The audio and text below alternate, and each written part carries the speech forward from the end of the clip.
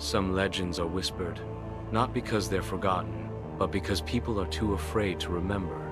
This is one of those tales. It begins with a long, sorrowful horn that echoes through death and time. They call it the horn that wakes the dead.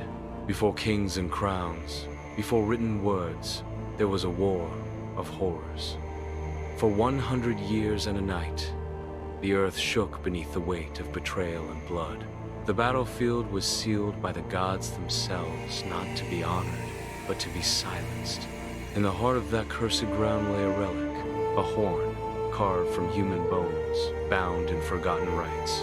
They say a mad priest, erased from memory, crafted it. They say he gave it only one name, the horn that wakes the dead, Santuripast. Then came a gravedigger, poor and desperate, working in haunted soil. His shovel struck bone, but it wasn't just bone, it was the horn. Cold, whispering, alive. He should have buried it again, but poverty speaks louder than superstition. So, he blew it. The horn didn't sing. It screamed.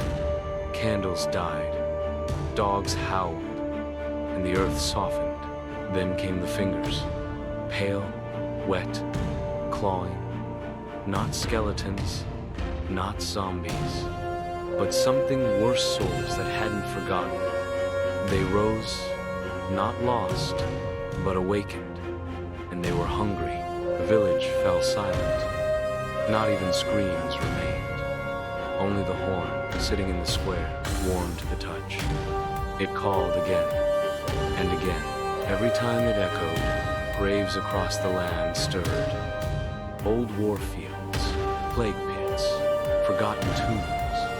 The past began to march. They came as shadows, then as shapes, then as a tide. They didn't come to kill, they came to remember. But memory, when twisted by death, is a terrible thing. Lovers, warriors, children, they all marched, seeking closure, revenge, or rebirth. And always, following the sound, one fortress stood. Inside, monks chanted the old rites. With them was Tareth, a fallen knight, haunted and forgotten. They gave him a mission: return the horn to the pit it came from. He agreed, not to save the world, but to find peace. Tareth traveled with a blind seer, a few brave souls, and the gravedigger's daughter. They crossed lands cursed by the horn's echo. A valley that screamed, a forest that bled, and an ice field where time stood still. One by one, the group fell, but Tareth pressed on.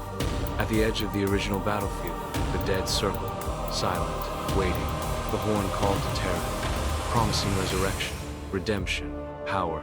He could rewrite his pain, but he chose to end it. He raised the horn and shattered it. The dead collapsed, the fog lifted.